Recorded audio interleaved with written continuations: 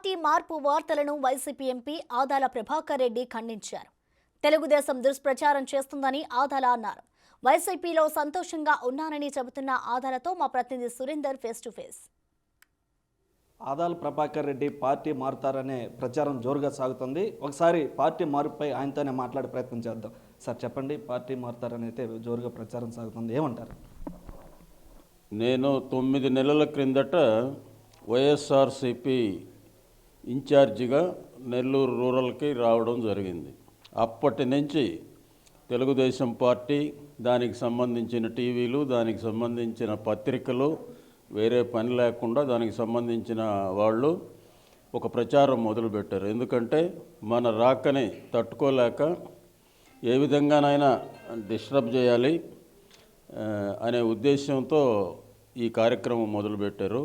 నేను విజయవాడకు పోతే ఒక న్యూస్ పెడతారు, హైదరాబాద్కు పోతే ఒకటి పెడతారు, మాగుంట శ్రీనివాసులు రెడ్డి వస్తే ఒకటి పెడతారు.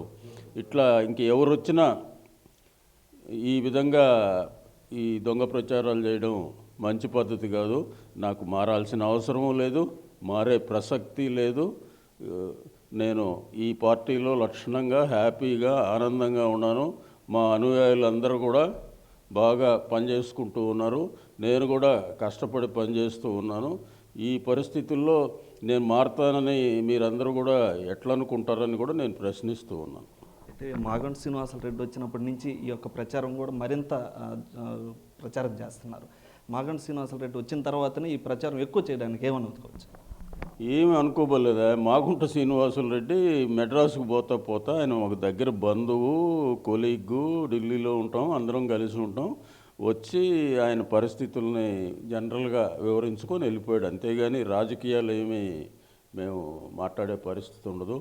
ఎప్పుడు కూడా ఆయన రాజకీయం అయింది, నా రాజకీయం నాది.